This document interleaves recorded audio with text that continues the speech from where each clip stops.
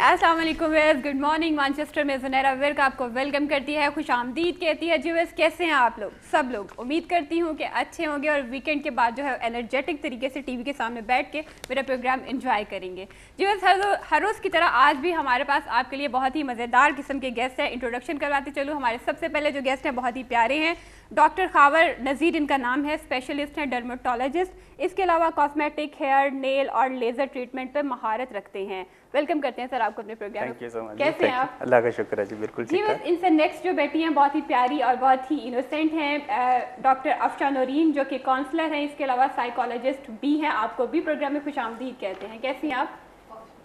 Waste format के मुताबिक जो है हमें अपने मेहमानों से यही पूछना होता है कि वो ब्रेकफास्ट कैसा करते हैं और वीकेंड पे स्पेशली कैसा ब्रेकफास्ट लेते हैं। रूटीन में तो हम एक ब्रेकफास्ट कर करके तंग आ चुके होते हैं। तो सबसे पहले डॉक्टर खावर साहब से पूछते हैं कि वो अपना जो है ब्रेकफास्ट वो कैसे लेते हैं और कब लेते हैं। जी अच्छा जी, जो वीकडेज़ का ब्रेकफास्ट है वो डिफरेंट होता है और जो वीकेंड का वो डिफरेंट होता है। तो हम लोगों की रूटीन ये है कि चूँकि मेरा जो हॉस्पिटल है सुबह का मॉर्निंग का वो थोड़ा सा लेट स्टार्ट होता है। तो हम ज़रा लेट उठते हैं, सुबह कोशिश करते हैं, ख्वाहिश होती है और लेट उठते हैं।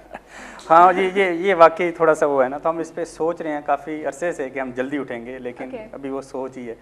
तो एनीवेज जब हम उठते हैं तो जस्ट क्लिनिक का जो टाइम होता है, हमारी ख्वाहिश तो होती है कि 1-1.5 घंटा पहले उठ के फ्रेश होके नाश्ता करके जाएं, लेकिन अनफॉर्चुनेटली जिस दिन हमारा क्लिनिक होता है उस दिन हम अगर 11 बजे क्लिनिक है तो कोई 11:45 बजे उठते हैं, फिर दौड़ लगती है। सही है। तो जब मेरा वीकडेज होते हैं तो मेरा जो नाश्ता होता है सिर्फ चाय का 1 कप होता है और बाज़ का कोई छोटा मोटा स्नैक होता है, इससे ज़्यादा नहीं है। तो सिंपली एक चाय का कप, जनरली पानी का ग्लास और बाज़ का एक फल, मतलब सेब है। आपका यही ब्रेकफास्ट चलता है वीकडेज में जो चलता है। और बेसिकली हम जो नाश्ता प्रॉपर कहते हैं जिसे, वो मैं जब क्लिनिक से वापस आता हूँ 1 बजे के करीब दोपहर को, हम उसे नाश्ता कहते हैं, जो कि आमतौर पर लोगों का लंच होता है। कहते हैं उसका ब्रेकफास्ट कहते हैं, वो हमारा ब्रेकफास्ट होता है। तो उसमें फिर ये है कि बेगम की मर्जी है, कभी पराठे खिला देती है कभी बिल्कुल हेल्दी जो है ना वो फल फ्रूट्स जो होते हैं उसका कॉम्बिनेशन होता है। कभी हम दलिया भी खा लेते हैं तो कभी अंडा फ्राई कर लेते हैं, ऑमलेट कर लेते हैं। तो ये बेगम का डिसीजन है, उनका डिपार्टमेंट है कि उन्होंने क्या खिलाना है। अच्छा, और ये बताएं कि वीकेंड के बाद, वीकेंड पे कैसा ब्रेकफास्ट जो है? अच्छा, वीकेंड जो है चूँकि हम वीकडेज में काफ़ी बिजी होते हैं और वीकेंड पे ज़रा थोड़ा सा इंटरेस्टिंग काम हो जाता है। बीवी अच्छे पराठे बना के देती है ना, आलू वाले? बिल्कुल ऐसा ही है, लेकिन एक और एस्पेक्ट होता है कि वीकेंड पे जो है ना किचन की जिम्मेदारी मेरी होती है। ओह माय गॉड, इतने अच्छे हस्बैंड, इतने अच्छे, काश मुझे भी ऐसा एक मिल जाए। तो वीकेंड्स पे जनाब मेरे लिए जो है ना वो किचन की जिम्मेदारियाँ बढ़ जाती हैं, यानी अल्लाह का शुक्र है, ऐसी बात नहीं है। मेरी अपनी ख्वाहिश होती है कि वीकेंड पे मैं आपको बनाना क्या आता है? वीकेंड पे क्या बनाते हो आप किचन में जाके? और बीवी से कहते हो कि बस तुम एक साइड पे बैठ जाओ, अब जो करूँगा वो मैं करूँगा। हम जो है वैसे रूटीन में cooking most of the time इकट्ठे करते हैं। तो मुझे भी कुकिंग का शुरू से शौक था, अफशा को तो बहुत ज़्यादा शौक है माशाल्लाह, शी इज़ वंडरफुल कुक। इन्होंने कॉन्टेस्ट विन भी किए हुए हैं कुकिंग के, कुकिंग की क्लासेस लेती भी रही हैं, देती भी रही हैं ये। तो she is very good cook, इनके खाने बहुत मशहूर हैं, लोग बड़े पसंद करते हैं। तो हम रूटीन में इकट्ठे कुकिंग करते हैं, यानी मेन कुक ये होती है, मैं इनको हेल्प करता हूँ। वीकेंड्स पे मैं मेन कुक बन जाता हूँ और ये मेरी हेल्प कर रही होती है, हेल्पर बन जाती है। हाँ उल्टा, क्योंकि वीकडेज में ये मेरे साथ होती हैं। मैंने आपको बताया कि हॉस्पिटल में मेरे साथ ही होती हैं, इकट्ठे हम काम करते हैं, शाना बशाना चलते हैं, शाना बशाना चलते हैं। तो वीकेंड्स पे चाय मेन जो होती है मेरी जिम्मेदारी होती है कि चाय के बगैर तो हम रह ही नहीं सकते ना, चाय के बगैर तो मैं भी नहीं चलती। अच्छा अफशा, आप किस टाइप का जो है ब्रेकफास्ट आमतौर पे लेती हो? सेम लेती हो विद मिल्क? सेम, एक ही जैसा होता है। अच्छा, सेम होता है। ओके, सही है। क्योंकि मैं ये समझती हूँ कि हम लोगों को जब हम खाते सेम है तो हम सोचते भी सेम है, ठीक है। एक आदमी डाइटिंग पे हो, एक फुल डाइट ले, तो वो सेम नहीं सोच सकता कभी भी, ठीक है ना। तो आपकी स्टेट ऑफ माइंड तभी सेम होती है जब आप खाते भी एक जैसा ही है। अच्छा, ये बताएं कि अभी ये कह रहे थे कि ये जो है वीकेंड पे आपकी हेल्प करते हैं, आपको हेल्प आउट करते हैं, तो ये सच कह रहे हैं? जी, हम लोग का ये होता है कि वीकेंड जब स्टार्ट होता है तो बेड टी ये देते हैं बना के। उसके बाद मैं चीज़ें इकट्ठी करती हूँ, वेजिटेबल्स काटती हूँ, चीज़ों को सेट करती हूँ, ये पकाते हैं। वाह जी वाह, कितने मज़े के हस्बैंड है ना। हाँ जी, हम बहुत इंजॉय करते हैं। ओके डॉक्टर साहब, आप बताएं कि एज अ डॉक्टर हमें कैसा ब्रेकफास्ट लेना चाहिए जो हेल्दी भी हो और जिसमें फैट्स ना हो? ट्रू, बेसिकली अगर हम देखा जाए एज अ डॉक्टर या मेडिकल पॉइंट ऑफ व्यू से, तो हमें हेल्दी चॉइसेस होनी चाहिए हमारे खाने की, और आइडियली इस्लाम के पॉइंट ऑफ व्यू से भी रिकमेंडेड है और मेडिकल पॉइंट ऑफ व्यू से रिकमेंडेड है कि चूंकि डे का स्टार्ट होता है, ये आपका दिन का स्टार्ट होता है, आपने सारा दिन काम करना होता है, तो आइडियली हमें एक अच्छा ब्रेकफास्ट की ज़रूरत होती है, हैवी ब्रेकफास्ट की, ना कि हम खाली पेट काम स्टार्ट कर दें।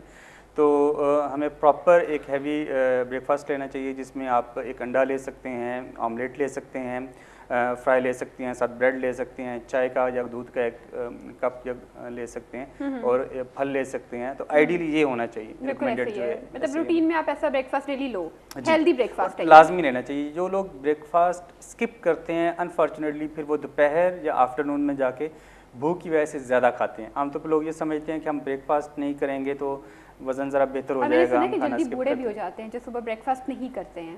ऐसे ही है, देखें जब आप प्रॉपर अपने जिस्म को प्रॉपर डाइट नहीं देंगे तो आपके सारे सिस्टम्स जो है ना वो काम करना प्रॉपर नहीं करेंगे। एग्जैक्टली हमारे साथ कॉलर हैं जर्मन से अहमद साहब। अस्सलाम वालेकुम अहमद साहब, कैसे हैं आप? वालेकुम सलाम है ना, आपको और आपके मेहमानों को सलाम पेश करता हूँ। Thank you. अल्लाह का फजल है, तंदुरुस्ती से ठीक है। और ये जो पराठे बता रहे हैं माशाल्लाह सेहत ही बता रही पराठे लेकिन पराठे जो है ना फिर एक्सरसाइज मांगते। मैंने सारी जिंदगी, मुझे भी बहुत शौक और जिंदगी में खाया है, मैंने भी पराठे और देसी घी का बहुत शौकीन था। लेकिन इंसान का जब आहिस्ता आहिस्ता उसको छोड़ देना चाहिए, थोड़ा कर लेना चाहिए, क्योंकि यही चीजें जो इंसान को तंदुरुस्ती से देते वही बीमार करना शुरू कर देती हैं। एग्जैक्टली। तो अच्छा ये बताएं कि वो तो अपनी बीवी की, ये बताएं कि वो तो अपनी बीवी की हेल्प करते हैं वीकेंड पे, आप करते हैं हेल्प अपनी बीवी की? नहीं, मेरी माशाल्लाह वाइफ जब शादी की थी उसी वक्त कह दिया था कि आपने घर का काम जो ना वो करना है, मैंने बाहर का करना है। अच्छा। तो मुझे तो प्याज भी नहीं मैं काटता हेल्प, क्या मुराद ये सिर्फ यही है कि सबसे बेहतरीन वही है, कभी जिंदगी में बाहर के खाने का शौक नहीं रहा, घर के खाने का शौक रहा। Okay, good, very good. जायकेदार मजेदार होता है और तंदुरुस्ती सेहत होती है। बिल्कुल ऐसे सही कह रहे हैं आप। और thank you very much Ahmad साहब, आप प्रोग्राम देखते रहें, बहुत शुक्रिया कॉल करने का। जी डॉक्टर साहब आप बताएं कि आजकल क्या महसूस होता है, what's going on nowadays? Doctor जो है उसका काम आपको पता है कि अपने फील्ड से रिलेटेड होता है, और हम लोग वही हफ्ते में 5 दिन काम करते हैं। पाकिस्तान में भी हम कोशिश करते हैं, इस तरह यूरोप या अमेरिका में मैं रहा हूँ तो मंडे टू फ्राइडे हम काम करते हैं और सैटरडे संडे हम जो है रेस्ट करते हैं। तो मंडे टू फ्राइडे 5 दिन अच्छा काम, सुबह से लेकर रात तक काम करते हैं। काम दिन रात करें हम काम, जिस काम से थक जाए तो खूब करें आराम। ऐसे ही है। तो मेरे 2 हॉस्पिटल्स हैं जिसमें मैं काम करता हूँ। एक मॉर्निंग का हॉस्पिटल है बैरियर टाउन में, और दूसरा फिर इवनिंग का है मेरा यहाँ पे अलराजी हेल्थ केयर। तो दोनों में मेरा स्किन का बेसिकली शोबा है और डर्माटोलॉजिस्ट हूँ। और इस हवाले से स्किन, हेयर एंड नेल तीनों जो चीज़ें हैं, बाल, जिल्द और नाखून जो हैं, ये मेरे डोमेन में आते हैं। तो फिर एंटी एजिंग और कॉस्मेटिक ट्रीटमेंट्स भी हम करते हैं। तो सारे मुख्तलिफ़ किस्म के पेशेंट्स हम सारा दिन देखते हैं, प्रोसीजर्स भी करते हैं, ट्रांसप्लांट सर्जरी भी करते हैं। तो ये चल रहा है जी। ओके डॉक्टर साहब, हमारे साथ एक और कॉलर हैं, मिसेस खान हैं स्पेन से। अस्सलाम वालेकुम मिसेस खान, कैसी हैं आप? वालेकुम सलाम बेटा, आपको बहुत बहुत सलाम और आपके दोनों मेहमानों को बहुत बहुत सलाम। माशाल्लाह बहुत प्यारी जोड़ी है, अल्लाह इन्हें सेहत तंदुरुस्ती दे। ना मैं भी यही कह रही थी, जोड़े बेमिसाली जोड़े होते हैं ऐसे बेटा। बिल्कुल ऐसे ही है। तो अल्लाह मियाँ आगे भी इनकी जिंदगियों में ऐसी मोहब्बत और खुशियाँ भर के रखे। एक दूसरे को मियाँ बीवी समझ लेना तो वो जिंदगी आसान हो जाती है। एग्जैक्टली। तो मैंने आपको बताना था कि मेरा मैंने तो खुद सच्ची बात है कि मैंने अपने मियाँ को किचन में नहीं आने दिया, क्योंकि वो मर्द को फिर वो इतनी समझना नहीं आता। लेकिन मेरे बेटे ने रिकॉर्ड तोड़ दिया माशाल्लाह। प्रोफेसर है, फौज में मेजर से ऊपर की पोस्ट है उसकी, लेकिन अपने 35 साल अभी माशाल्लाह उम्र है उसकी, लेकिन वो अपनी बेगम के हाथ का खाना बेचारे को मुश्किल लगती है, वो खुद बनाता है। क्या बात है, बहुत अच्छी बात है। खाने बनाता है बहुत खूब। तो आप बेचारे एक रोटी नहीं बनानी आती पाकिस्तानी तो बाकी सब माशाल्लाह चीजें बनाते हैं। और जर्मनी जैसे मुल्क में रह के इंसान इतना कुछ सीखे, मैं कहती हूँ ये बहुत अच्छी चीज है। पहले तो हमारे मर्दों में यही होता था कि रोब के हमने बाहर का काम करना है तो घर का काम औरतें जाने, वो चाहे बाहर की नौकरी भी कर रहे हैं या ना करे, घर समेटना उनका काम है। मिसेस खान आज हमारे साथ डर्मेटोलॉजिस्ट हैं, स्किन के हवाले से अगर आप कुछ पूछना चाहें तो आज पूछ सकती हैं। अच्छा, इनसे मैं ये पूछूंगी कि जो जिल्द के ऊपर थोड़े से ना निशान पड़ जाते हैं, ज़ाहिर अब हम थोड़ा सा उम्र का भी तकाजा है हम लोगों का, ये क्या वजह होती है? कि ये खून की कमी होती है या क्या वजह होती है जो जिल्द के ऊपर ना थोड़े से धब्बे से काले काले वो रेड धब्बे तो नहीं होते? रेड नहीं, रेड नहीं है, बल्कि पहले शुरू में नहीं होते थे क्योंकि कलर व्हाइट होता है ना, तो उस पे तो मुझे लगता है मुझे शायद कहना चाहिए कि नहीं, वो मुझे तो अब बहुत दिखाई देने लगे, खास तौर पे ना चेहरे पे, या उम्र कह लें या फिर हम लोगों की बीमारियां ऐसी हैं, क्योंकि इस लिहाज से मुझे थोड़ा सा आप असल में आप ज्यादा गोरी होंगी ना, इसलिए वो धब्बे ज्यादा प्रोमिनेंट होते हैं। नहीं, बहुत शुक्रिया बेटा, मैं फोन बंद करती हूँ और फिर सुनती हूँ अपने भाई की बात। Okay, thank you very much जी। अभी वो बता रहे हैं क्योंकि बॉडी पे जो धब्बे पड़ गए हैं ब्लैक कलर के, तो ये क्या होता है? Thank you so much Mrs Khan, आपने कॉल की और आपने अच्छी विशेस की, दुआएं की, थैंक यू सो मच। अल्लाह ताला आपको भी खुश रखे। ख़वातीन में आमतौर पे बच्चों की पैदाइश के बाद छाइयाँ जिसे कहते हैं, पिगमेंटेशन फेस में आ जाती हैं बॉडी में हार्मोनल चेंजेस की वजह से, and they are just normal. ख़वातीन में ये बहुत कॉमन प्रॉब्लम है और बाज़ ख़वातीन में बहुत थोड़ा होता है, बाज़ में बहुत ज़्यादा होता है और फ्यू इवन अनमैरिड लड़कियों में भी ये चीज़ें आ जाती हैं बॉडी में चेंजेस की वजह से। पाकिस्तान में अनफॉर्चुनेटली गोरे होने का लोग बहुत ज़्यादा क्रेज़ है और वो बेशुमार ऐसी क्रीमें यूज़ करते हैं रंग गोरा करने के लिए जिसमें स्टेरॉइड्स होते हैं, वो वक्ती तौर पे उनको बेहतर कर देती हैं, रंग गोरा कर देती हैं, लेकिन हमेशा के लिए उनकी स्किन पे जिस रंग की छाइयाँ या पिगमेंटेशन आ जाती है। तो एक रीज़न इन निशानों की वो क्रीमें भी हैं जो आमतौर पे लोग बाज़ार से डॉक्टर के मशवरे के बगैर यूज़ करते हैं। लेकिन generally most of the cases में ख़वातीन में बच्चों की पैदाइश के बाद फिर एज के साथ साथ स्किन डल होती है, उस पर पिगमेंटेशन भी आती है, एजिंग के साइंस भी होते हैं, हम उसे एज स्पॉट्स भी कहते हैं, ये सारी चीज़ें होती हैं। तो मैं मिसेस खान को यही कहूँगा कि अगर तो बहुत ज़्यादा प्रॉब्लम है तो आइडियली इन्हें स्किन स्पेशलिस्ट को दिखा दें, वहाँ पे अपने नियर बाय फैमिली डॉक्टर से डिस्कस कर लें। और जनरल में जो आपको स्किन केयर जो आप पर्सनल कर सकती हैं वो ये है कि आप सन प्रोटेक्शन करें, सूरज की रोशनी से अपने आप को बचाएं, आपका ड्रेस ऐसा हो जो मैक्सिमम आपको सन प्रोटेक्शन दे, आप अपने फेस को कवर करें, धूप से बचें, छाँव में चलें और सन ब्लॉक सनस्क्रीन जिसे कहते हैं एक जो क्रीम होती है वो लाजमी लगाएं। ओके जी, यूनान से हमारे साथ कॉलर है। अस्सलाम वालेकुम जी। वालेकुम सलाम जी, अपना नाम बता दें। शहबाज। वाह जी वाह। शहबाज साहब कैसे हैं आप? प्रोग्राम देख रहे हैं? बिल्कुल देख रहे हैं हम प्रोग्राम। पंजाबी में बात कर ले जरा इजी हो जाएगा। जी तुसी करो गल, की हाल है ਤੁਹਾਡਾ? अच्छा ठीक ठाक खैर खैरियत है। हाँ जी, पता है कि मैं ना पाकिस्तान गया तो बाद एक ना डॉक्टर साहब ने गल करनी जरा जी डॉक्टर साहब करो गल जी। करो जी, मैं सुन रहे हैं जी। डॉक्टर साहब मैं ना पाकिस्तान गया तो उथे ना एक ताई डॉक्टर को ना दंद चेक कराए ने। अच्छा जी, की चेक करवाया? ताई डॉक्टर नहीं होते, दंद चेक कराया तो उसको सफाई की थी तो दंद मेरे तो बिल्कुल खराब होगा, कोई चीज खा नहीं सकता कोई। सही तो ਤੁਹਾਨੂੰ ਕੋਈ ਚੰਗਾ ਡਾਕਟਰ ਨਹੀਂ ਮਿਲਿਆ? बस या ਤੁਸੀਂ ਸੋਚਿਆ ਕਿ जर्मन ਚ हो ना, यूनान से जी।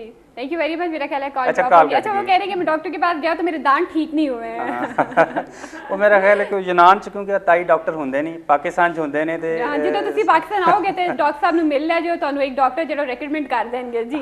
प्रॉपर मेरी यही दरखास्त है कि ਜਿਹੜੇ बाहर डॉक्टर बैठे होंगे ना, दंदा का मामला ऐसा है जनाब कि इन्फेक्शन बड़ी जल्दी पूरी बॉडी च फैल सकती है। बड़े आम ताई डॉक्टर होंगे उन्होंने ਜਿਹੜੇ इंस्ट्रूमेंट औजार होंगे ने वो भी इन्ने साफ नहीं होंगे। तो कोशिश करो प्रॉपर ਜਿਹੜਾ डेंटिस्ट है, ਜਿਹੜਾ प्रॉपर पढ़िया है डॉक्टर है, वो औजारां नूं प्रॉपर साफ करके हर मरीज से यूज करता है, और कोल जाके अपना इलाज कराओ। डॉक्टर ना सिर्फ दांत, बॉडी के किसी भी हिस्से में अगर औजार यूज हो रहे हैं तो वो आपके अपने होने चाहिए, साफ सुथरे होने चाहिए, ना सिर्फ दांतों की बात हम करें। अच्छा डॉक्टर साहब, आज खवातीन के हवाले से ये बहुत ही जो है ना वो खवातीन के हवाले से फेवरेट प्रोग्राम होगा उनको, क्योंकि हर खवातीन को जो है वो स्किन का प्रॉब्लम आजकल जो है हर खातून को जो है वो स्किन का प्रॉब्लम दरकार है। तो मैं चाहती हूँ कि हम जो मार्केट में क्रीम्स मिलती हैं, अवेलेबल हैं, हम उन्हें लेते हैं, अपनी स्किन पे अप्लाई करते हैं, 7 दिन में गोरे हो जाते हैं, उसके बाद फिर हमारे मुंह जो है उस पर निशान और झुर्रियाँ और पता नहीं क्या क्या पड़ जाता है। तो उन खवातीन के बारे में को क्या कहना चाहेंगे आप? उन देखें, इसके दो एस्पेक्ट्स हैं, एक तो मेडिकल एस्पेक्ट है और एक जनरल एस्पेक्ट है। तो जनरल एस्पेक्ट जो है वो आमतौर पे अफशा मेरी वाइफ मेरे साथ होती है, वो पेशेंट्स को गाइड करती है, तो वो अफशा उस हवाले से गाइड कर देती है कि इसका जनरली लोग वाइटनिंग क्रीम्स क्यों यूज़ करते हैं। आप बता दें इस बारे में। हाँ जी, एक्चुअली हम लोगों को ये समझने की ज़रूरत है कि अल्लाह ने जो हमें शेड दे दिया है स्किन का वो सबसे अच्छे है। Exactly. हमें अपने आप को एक्सेप्ट करना चाहिए।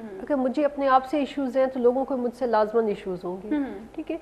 मैं क्यों चाहूँ कि मेरी स्किन चेंज हो जाए, नोज़ चेंज हो जाए, किस लिए, ठीक है ना।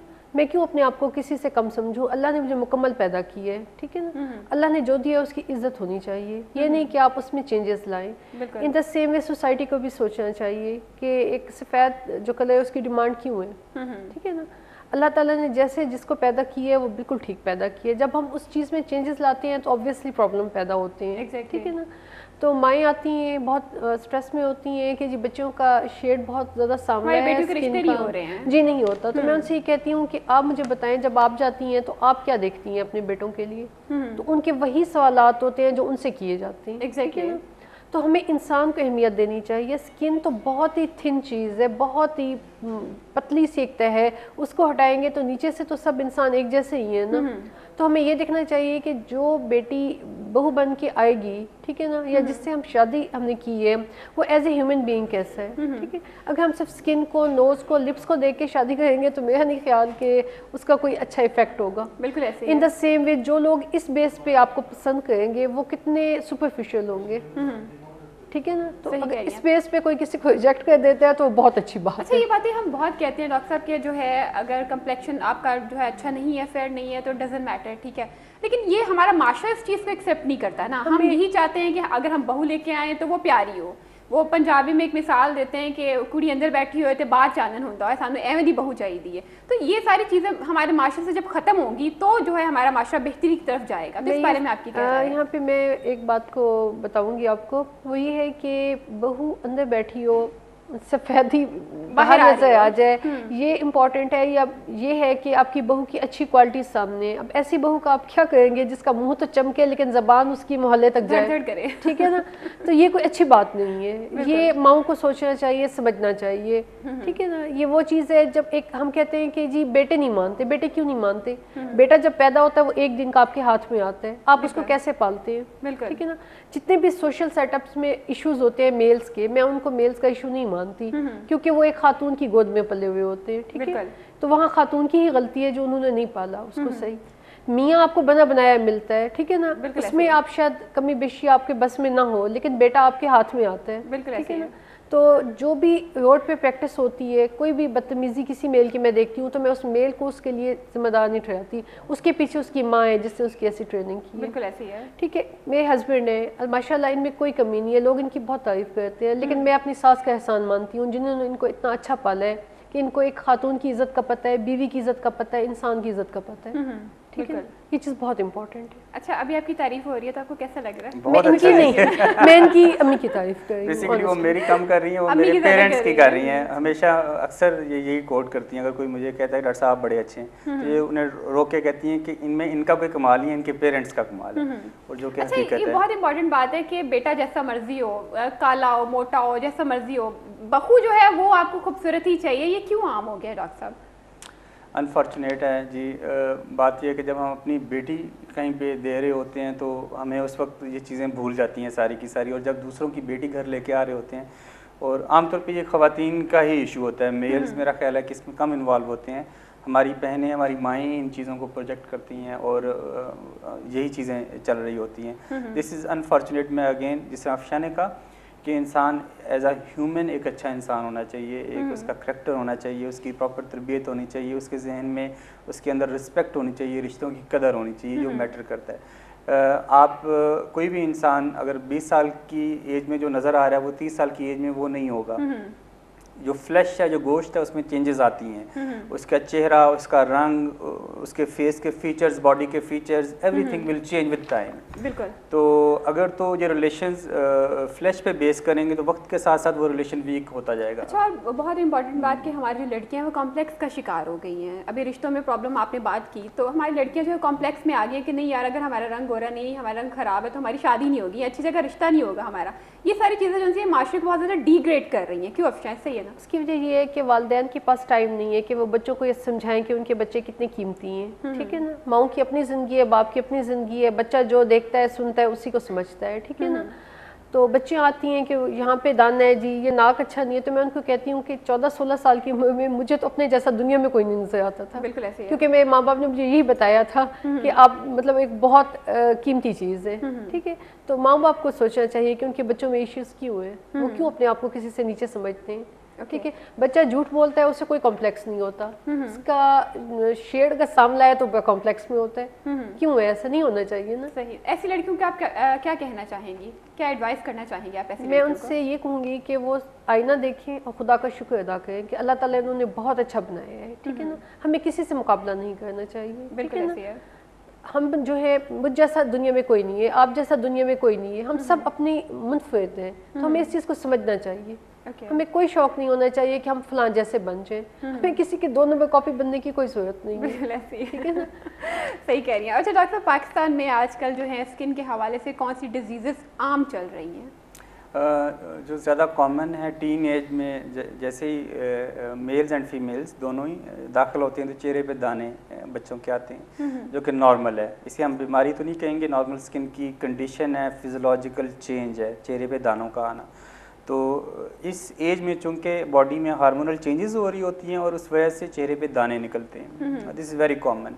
आमतौर पे लोग ये समझते हैं कि प्रॉपर चेहरे की सफाई नहीं की, हमने प्रॉपर फेस वॉश नहीं किया या कोई ऐसी चीज़ लगा ली तो दाने शुरू हो गए। ऐसा नहीं होता, बेसिकली उनकी अपनी बॉडी डिसाइड कर रही होती है ये चीज़ों को। तो मैं जितने भी पेशेंट आते हैं उनको सबको ये गाइड करता हूँ कि ये नॉर्मल बॉडी की चेंजेस हैं और एक ख़ास एज में दाने आते हैं, ठीक है जी। बहुत छोटे बच्चों को दाने आपको नज़र नहीं आएंगे और बड़ी एज के लोगों को नज़र नहीं आएंगे, आपके अम्मी अब्बू को या हमारी एज में दाने नज़र नहीं आएंगे। 12-13 साल से 30-35 साल की एज में इस एज ग्रुप में दाने आते हैं। और दुनिया में कोई भी ऐसी ट्रीटमेंट नहीं है कि हम उस ट्रीटमेंट के ज़रिए इन दानों को इस एज में मुकम्मल तौर पे ख़त्म कर सकें। We can just control it. हम इन दानों को ना भी ट्रीट करें तो ये अपने आप ख़त्म हो जाते हैं। आपने नोटिस किया होगा, दाने आते हैं कुछ हफ्तों के बाद ठीक हो जाते हैं, फिर नई जगह पर निकलते हैं, ठीक हो जाते हैं। या बाज़ बच्चियों में, ख़ास दिनों में बॉडी में हार्मोनल चेंज की वजह से यकदम दाने निकलते हैं, फिर ठीक हो जाते हैं। दाने फेस के अलावा बॉडी बैक पे भी निकलते हैं, शोल्डर्स पे भी निकलते हैं। तो दिस इज़ कॉमन प्रॉब्लम और इसके लिए मैं यही सजेस्ट करूँगा कि आमतौर पे हमारी जो बच्चियाँ हैं या बच्चे हैं वो डॉक्टर के पास जाने की बजाय किसी सहेली या फ्रेंड से या किसी डिस्कस करते हैं और किसी मेडिकल स्टोर पे जाके कोई भी क्रीम लेके लगा लेते हैं। तो जनरली मैं कहूँगा कि ये ठीक नहीं है। आइडियली जो भी प्रॉब्लम हो उससे रिलेटेड एक्सपर्ट के पास जाएं, क्योंकि चेहरा अल्लाह ताला ने आपको एक ही दिया है, इस पर एक्सपेरिमेंट्स ना करें। आप इसको ठीक करने के चक्कर में, इनोसेंट लोग हैं हमारे, मासूम लोग हैं, उन्हें जो हम टीवी पे ऐड आते हैं या अखबार में ऐड आते हैं उसको देख के वो स्टार्ट कर देते हैं अपने तौर पे। तो लेकिन मोस्ट ऑफ द टाइम वो लोग वो क्रीमें लगा के अपना चेहरा ख़राब करके हमारे पास आते हैं। तो आई विल एडवाइस कि आप बाजार में मिली हुई क्रीम्स बिल्कुल यूज़ ना करें। जो भी आपने फेस पे लगाना है किसी भी डॉक्टर के पास जाके, पैसे बचाने के लिए जाके मेडिकल स्टोर से हैं उससे कहती हैं कि कोई अच्छी क्रीम दे दो, हमारे दाने चले जाएंगे, कंप्लेक्शन फेयर हो जाए, उसके बाद डबल पैसे लगाने हैं, फिर डॉक्टर के पास जाना है, डबल पैसे लगेंगे। बेहतर नहीं कि आप पहले ही डॉक्टर के पास चले जाओ। ऐसे ही है ना? बिल्कुल ऐसे। मैं एक और बात ये कहूँगा कि ज़ुनैरा, जो दाने हैं इनकी मुख्तलिफ टाइप्स हैं। जनरली हम लोग जानते हैं वाइट हेड्स होते हैं, ब्लैक हेड्स होते हैं, तो ये भी एक्नी की एक किस्म है। एक्नी हम इसे मेडिकल टर्म में कहते हैं और आमतौर पे पिंपल्स आप कह लें या कील महासे कह लें। तो सबसे पहले वाइट हेड बनता है, फिर ब्लैक हेड बनता है, फिर पेप्यूल एक रेड सा दाना बनता है, फिर उसमें अगर पस आ जाए उसे हम पस्ट्यूल कहते हैं, फिर अगर वो बड़ा हो जाए उसे हम नोड्यूल कहते हैं, और उसके अंदर अगर सिस्ट बन जाए उसे हम सिस्ट कहते हैं अगर ड्रेनेज वगैरह हो रही हो तो ये सारे एक्नी की मुख्तलिफ किस्में हैं। अब हर किस्म की मुख्तलिफ मेडिकल ट्रीटमेंट है, तो किसी भी ख़ास किस्म के लिए कोई ख़ास दवाई नहीं कि वो लगा लें तो ठीक हो जाएंगे। जो इब्तदाई स्टेजेस की एक्नी है उसमें सिर्फ क्रीम्स हेल्प कर देती हैं या फेस वॉश हेल्प कर देती हैं। जो मॉडरेट दरमियानी वाली स्टेजेस हैं उसमें हमें कुछ खाने वाली दवाइयों की भी ज़रूरत होती है, और जो सीवियर केसेज है जिसमें बहुत ज़्यादा एक्नी हो जाती है उसमें हमें प्रॉपर हाई डोज में मेडिसिन खाने वाली देनी होती है। तो वो डॉक्टर ही डिसाइड कर सकते हैं। अच्छा डॉक्टर साहब, आमतौर पर ये कहा जाता है कि अगर आपकी स्किन पे पिंपल्स हैं तो आपका स्टमक जो है वो डिस्टर्ब होगा, स्टमक का कोई इशू होगा, तो क्या ऐसा है? जी बिल्कुल नहीं, स्टमक का कोई रोल नहीं है। स्टमक मैं ये कहूँगा कि एज के साथ साथ हम सब के स्टमक जो है ज़्यादा ख़राब होते हैं। तो जो बंदा 60 इयर्स की एज में जाता है तो उसका स्टमक ज़्यादा ख़राब होगा, उसके चेहरे में ज़्यादा दाने निकलने अच्छा, चाहिए। जब हम डॉक्टर के पास जाते हैं तो वो हमें ये क्यों कहते हैं कि आप तली हुई चीज़ों से अवॉइड करें, आप इन चीज़ों से अवॉइड करें, आपका स्टमक डिस्टर्ब है, जब आपका स्टमक ठीक हो जाएगा तो ऑटोमेटिकली आपके चेहरे पे फ्रेशनेस आ जाएगी। अच्छा, जो डॉक्टर साहबान कहते हैं वो मैं भी कहता हूँ कि आप ऑयली फ्राइड चीज़ें ना लें, हाई कैलोरिक फूड ना लें, आप चॉकलेट्स ना लें, कोल्ड ड्रिंक्स ना लें आप, ठीक है, फ्रेंच फ्राइज टाइप ना लें। वो डाइट है बेसिकली, उसका स्टमक से रोल नहीं है, कनेक्शन नहीं है आपकी एक्नी का, डाइट है। ऐसी डाइट जो हाई कैलोरिक डाइट होती है वो आपके बॉडी के उन हार्मोन्स को थोड़ा स्टिमुलेट करती है जिससे एक्नी बनती है। तो डाइट का रोल किसी हद तक है, ये रीज़न नहीं है, ये कोई 10% केसेस में आपकी एक्नी को एग्रवेट कर सकती है, ठीक है ना। तो ये उसकी रीज़न नहीं है दानों की, ओके, ठीक है ना। तो ये एग्रवेशन है जो थोड़ा बहुत कर सकती है, लेकिन ये टिपिकल रीज़न नहीं है। Okay, thank you very much. Amarjeet Singh हैं स्पेन से हमारे साथ। अस्सलाम वालेकुम जी, कैसे हैं आप? ठीक ठाक है, सत श्री अकाल जी, अस्सलाम वालेकुम जी, ठीक ठाक है जी। कैसा लग रहा है आपको प्रोग्राम? प्रोग्राम बहुत ਵਧੀਆ ਚੱਲ ਰਿਹਾ ਜੀ ਤੁਹਾਡਾ, ਦੇਖ ਰਹੇ ਸੀ ਘਰ ਵਿੱਚ। बड़ी मेहरबानी जी, बहुत शुक्रिया। ਤੁਸੀਂ ਕੀ ਆਖਣਾ ਚਾਹੋਗੇ? ਆ ਵਾਹ ਜੀ ਵਾਹ, ਤੁਹਾਡੀ ਪੰਜਾਬੀ ਬਹੁਤ ਸੋਹਣੀ ਲੱਗਦੀ ਹੈ ਜੀ ਬੋਲਦੇ ਜਦੋਂ। ਜੀ ਬਹੁਤ ਸ਼ੁਕਰੀਆ, ਮੈਨੂੰ ਵੀ ਆਂਦੀ ਹੈ ਪੰਜਾਬੀ ਬੋਲਣੀ। ਵਾਹ ਜੀ ਵਾਹ, ਵੈਰੀ ਗੁੱਡ। ਹੋਰ ਸੁਣਾਓ ਜੀ, ਆਪਣੇ ਪੁੱਛਣਾ ਸੀਗਾ, ਮੇਰਾ ਬੇਟਾ 16 ਸਾਲ ਦਾ ਜੀ। ਜੀ ਜੀ। ਉਹਨਾਂ ਦੇ ਬੈਕ ਸਾਈਡ ਤੇ ਨਾ ਪਿੱਠ ਦੇ ਉੱਪਰ ਉਹ ਬੜੀਆਂ ਫੈਂਸੀਆਂ ਜਿਹੀਆਂ ਹੋ ਰਹੀਆਂ, ਲਾਲ ਲਾਲ ਜੀਆਂ, ਇਸ ਕਰਕੇ ਜੀ ਜੀ। ਤੇ ਬਾਕੀ ਜਦੋਂ ਮੂੰਹ ਦੇ ਲਾਗੇ ਨਾ, ਜਦੋਂ ਸਾਈਡਾਂ ਤੇ ਉਹਦੇ ਅਲਰਜੀ ਜੀ ਹੋ ਰਹੀ ਹੈ, ਕੋਈ ਚੀਜ਼ ਨਾ ਪਤਾ ਨਹੀਂ ਕਿਉਂ ਮਾਸ ਜਿਹਾ ਹੋਰ ਇਸ ਤਰ੍ਹਾਂ ਚਿੱਟਾ ਚਿੱਟਾ ਹੋ ਰਿਹਾ ਸਾਈਡ ਤੇ। अच्छा, किस जगह सरदार जी, किस जगह हो रहा है? जरा दोबारा दसना, जगह केड़ी है? सिर ते हो रहा है, चेहरे ते? ਇੱਕ ਤਾਂ ਜੀ ਮੇਰੇ ਬੇਟੇ ਦੇ ਬੈਕ ਸਾਈਡ ਪਿੱਠ ਦੇ ਉੱਪਰ, ਜਿਹੜੇ ਬੈਕ ਸਾਈਡ ਤੇ ਜੀ। अच्छा, ਉਹਦੇ ਉੱਪਰ ਬੜੀ ਫੈਂਸੀਆਂ ਜਿਹੀਆਂ ਹੋ ਰਹੀਆਂ ਤੇ ਪੁੱਛਣਾ ਸੀਗਾ ਇਹਦੇ ਬਾਰੇ। ਤੇ ਬਾਕੀ ਜਿਸ ਟਾਈਮ ਆਪਣੇ ਮੂੰਹ ਦੇ ਉੱਪਰ ਨਹੀਂ, ਆਪਣੇ ਜਿੱਥੇ ਫੁੱਲਾਂ ਦੇ ਲਾਗੇ ਛਾਗੇ ਹਾਂਜੀ। ਤੇ ਇੱਥੇ ਉਹਦੇ ਅਲਰਜੀ ਨਾਲ ਕੋਈ ਚੀਜ਼ ਨਾਲ ਮਤਲਬ ਚਿੱਟਾ ਚਿੱਟਾ ਹੋ ਰਿਹਾ ਸੀ, ਦਾਗ ਜਿਹਾ ਪੈ ਰਿਹਾ। ਸਰਦਾਰ ਜੀ, ਤੁਸੀਂ ਇਹ ਦੱਸੋ ਕਿ ਤੁਸੀਂ ਕਿਸੇ ਡਾਕਟਰ ਨਾਲ ਜਿਹੜਾ ਕੰਸਲਟ ਕੀਤਾ? ਹਾਂਜੀ, ਡਾਕਟਰ ਨਾਲ ਉਹ ਕੀਤਾ ਜੀ। ਉਹਨਾਂ ਕਹਿੰਦੇ ਉਹ ਇੱਥੇ मौसम ਦੇ ਜਦੋਂ मौसम ਚੇਂਜ ਹੁੰਦਾ ਉਦੋਂ ਹੁੰਦਾ ਇਹ। थैंक यू वेरी मच, बहुत शुक्रिया। अच्छा डॉक्टर साहब, ये जो है यूरोप की बात करें, हम स्पेन की करें, यूनान की करें, जिसकी मर्जी बात करें, वहाँ पे मौसम की वजह से जो है वो डिजीज़ जो है वो पैदा होती हैं, तो इस बारे में आप क्या कहेंगे? जी, हर इलाके का वेदर डिफरेंट है और वेदर का इम्पेक्ट है, और फिर हर इलाके के रहने वाले लोगों की स्किन टाइप्स डिफरेंट हैं और वेदर का उन स्किन टाइप्स पे डिफरेंट इम्पेक्ट है। हम लोग जो एशियन लोग हैं, जो इंडिया और पाकिस्तान और सब कॉन्टिनेंट के लोग हैं, अल्लाह ताला ने जो हमें स्किन दी है वो बड़ी ब्लेस्ड स्किन है। Exactly. हम डार्क स्किन लोग हैं और हम में नेचुरली सन प्रोटेक्शन है, यानी जो लोग वहाँ पे रहते हैं वो जानते होंगे, जो गोरी स्किन वाले लोग हैं इनकी स्किन में कैंसर्स बहुत ज़्यादा होते हैं। तो अनफॉर्चुनेटली क्योंकि skin protection, sun protection proper नहीं हो रही थी, तो उनको बड़ा चांस होता है कि कैंसर्स हो जाएं, स्किन कैंसर्स होते हैं। लेकिन अल्लाह का शुक्र है कि जो हमारी स्किन के लोग होते हैं उनको कैंसर वगैरह नहीं होता, तो हम ब्लेस्ड हैं। लेकिन ओवरऑल अगर समर में जिस तरह हैं तो हम यही एडवाइस करते हैं कि आप प्रॉपर सन प्रोटेक्शन करें, सूरज की रोशनी से बचाएं, अपने कपड़ों को भी इस तरीके से लें। अगर मेल हैं तो वो प्रॉपर एक हैट पहने जब बाहर जाएं, अगर ये बीचेस वगैरह पे जाते हैं तो सन ब्लॉक पूरी बॉडी पे लगा के जाएं। तो सन प्रोटेक्शन बड़ी इंपॉर्टेंट है इस हवाले से, समर के हवाले से। एक और बात मैं कहूँगा कि लोग ये समझते हैं कि सन ब्लॉक जब एक दफ़ा लगा लिया जाता है तो वो शायद पूरे दिन के लिए इफ़ेक्टिव होता है, ऐसे नहीं होता। सन ब्लॉक जो है वो 2 से 3 घंटे के लिए जनरली इफेक्टिव होता है और इसको रिपीट करना होता है। तो मैं आमतौर पर अपने पेशेंट को कहता हूँ कि सुबह 8 बजे लगाएं, फिर 11 बजे लगाएं, फिर 2 बजे लगाएं। तो repetition of sun block is also important. अच्छा, बाजू का ऐसा होता है कि डॉक्टर साहब, अभी उन्होंने सरदार साहब ने बात की कि उनका जो बच्चा है उनको दाने निकले हुए हैं कमर पे या जो भी पीठ पे, तो ऐसा होता है कि बच्चे जो हैं वो नहाते नहीं हैं, जो है बहुत ज़्यादा कॉमन जो प्रॉब्लम ये है कि हमारे बच्चे नहाने से अवॉइड करते हैं या डरते हैं, तो मेरा ख्याल है इस वजह से भी जो है दाने वगैरह निकल आते हैं बॉडी पे। जुनैरा, बात ये है कि बेटा बहुत ज़्यादा रोल नहीं है सफाई का, ऑनेस्टली ये जनरली कॉन्सेप्ट है, लेकिन आप देखेंगे हमारे बेशुमार पाकिस्तान में, इंडिया में स्लम्स हैं, गरीब लोग झोंपड़ियों में रहते हैं, बिलीव मी उन लोगों की स्किन हमारे अच्छे पोश एरिया में रहने वाले लोगों से अच्छी होती है। आल्दो सफाई होनी चाहिए, लेकिन दैट इज़ नॉट रीज़न। बाज़ लोगों में कुछ टेंडेंसी होती है स्किन इन्फेक्शंस की, उस वजह से भी हो सकती है, लेकिन अगेन अगर कोई किसी एक बच्चे को इन्फेक्शन है तो वो दूसरे बच्चे को स्प्रेड हो सकती है, इस तरह आप कह सकते हैं। फिर सीजनल वेरिएशंस हैं और बॉडी अपनी डिसाइड करती है मोस्टली कि किस किस्म के दाने निकलेंगे। क्योंकि हम लोग जब छोटे छोटे होते थे और अक्सर बहुत ज़्यादा सर्दी पड़ती थी तो नहाते नहीं थे, तो मम्मी डांट डांट कर मार मार के वॉशरूम में घुसाती थी, चलो जाके नहाओ। तो नहाने को दिल नहीं करता था, ठंड बड़ी होती थी ना। गर्मियों में भी ऐसे इशू होता था कि बच्चे आमतौर पर अवॉइड करते हैं नहाने से, तो इस वजह से मैं ये बात कर रही थी कि हमारे जो बच्चे हैं वो नहाने से ज़रा थोड़ा घबराते हैं। तो इस बारे में आपकी क्या राय है? नहाने के इशू से अब बच्चे जो हमारे नहाते नहीं है, क्या अंदर वॉशरूम में चॉकलेट्स वगैरह रख दें कि बच्चे इजीली चले जाया करें? एक्चुअली ये कि कोई भी एक्टिविटी जो बच्चों से रिलेटेड होती है उससे दिलचस्प होना चाहिए, बच्चा उससे इंजॉय करे। दूसरे मुल्कों में आप देखिए बच्चों के बेदिंग टब्स होते हैं, उसमें खिलौने डाल दिए जाते हैं, अच्छा सा एक बबल बाथ होता है, बच्चा उसको बहुत इंजॉय करता है। हमारे यहाँ ये होता है कि माँ नहलाती भी है, साथ में पिटाई भी लगाती है उसकी कि सुबह तुमने क्या किया था। दूसरा तो बच्चा हाथ में होता है ना उस वक्त, उसके छोटी सी प्लेस में कन्फाइंड होता है, तो उसको डांटा भी जा सकता है, पिटाई भी लगाई जा सकती है, तो बच्चा ऑफेंड हो जाता है उस चीज़ से। तो सही है कि ठंड में ये होता है कि जो बाथरूम है उसका टेम्परेचर बहुत मुनासिब होना चाहिए, वहाँ अंगीठी या हीटर होना चाहिए। अब एक ठंडे बाथरूम में बच्चा ठंडी महसूस करेगा ना, फिर पानी का टेम्परेचर अच्छा होना चाहिए, शैम्पू ऐसा होना चाहिए जो बच्चे की आंख को ना लगे, तो चीज़ें प्लेजेंट होनी चाहिए। अच्छा, मुझे बचपन में पानी से बहुत डर लगता था, इसलिए मैं कम ही नहाती थी। कॉलर है हमारे साथ एक। अस्सलाम वालेकुम जी।